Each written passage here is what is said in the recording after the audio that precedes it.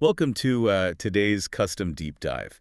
Today we're exploring an excerpt from The Essential Wisdom of Little Prince. Such a fantastic text to get into. It really is. Our mission for this deep dive is to explore why Antoine de Saint-Exupéry's, deceptively simple tale is actually this profound, heartbreaking meditation on what it means to be human. Right, because while you might usually find this book tucked away in the children's section, it is widely considered a top 100 essential read Oh, absolutely. because it serves as a deeply philosophical critique of adulthood. Yeah, I mean, we all know the basic premise, the stranded pilot in the Sahara Desert who meets this young prince. A prince who traveled from that tiny asteroid, B612. Exactly. But what's striking when you reread it as an adult is how it uses that sci-fi fairy tale framework to completely dissect modern society. It really does. Okay, let's unpack this.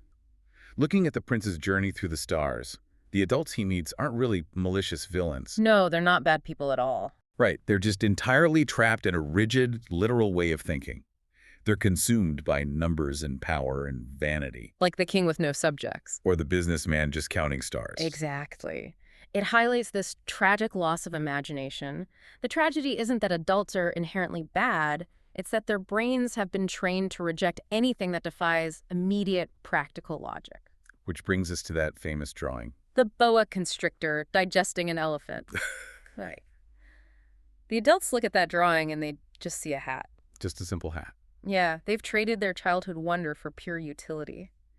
The text uses these specific encounters to show how aging so often strips away our ability to see the world's underlying magic. And that focus on pure utility contrasts so sharply with the emotional core of the story, It really does. which really centers on the prince's relationship with his proud Rose back home, and then his pivotal encounter with a fox on Earth. Because the rose isn't just a flower, she represents the intense complexities of human relationships. The prince realizes that it's the specific time and energy he spent caring for his rose that makes her unique in the universe. Which completely shifts the book from a simple critique of narrow-minded adults into an actual manual on how to love. Yes, and that transition really culminates with the fox, who essentially serves as the philosophical anchor of the entire book. He really does.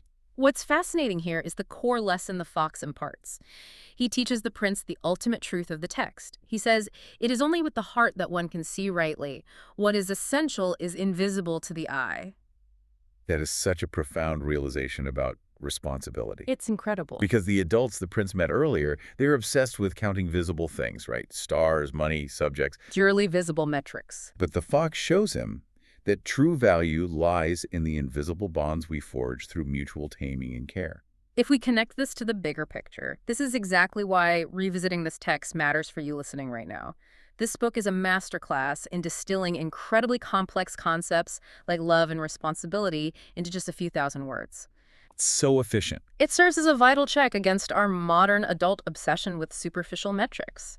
We are so heavily conditioned to measure success through data and output and status. We really are. And because of that, we often forget the intangible forces holding our lives together. So what does this all mean?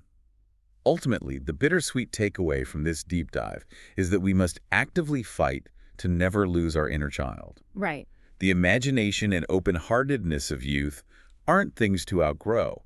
They are essential tools for navigating the adult world without losing your humanity. Which brings up a critical angle for you to consider moving forward. If the most essential things in life are truly invisible to the eye, what invisible priorities or relationships might you be neglecting right now while focusing on the visible, grown-up world of numbers and power? A great question to sit with. Thank you for joining us on this deep dive.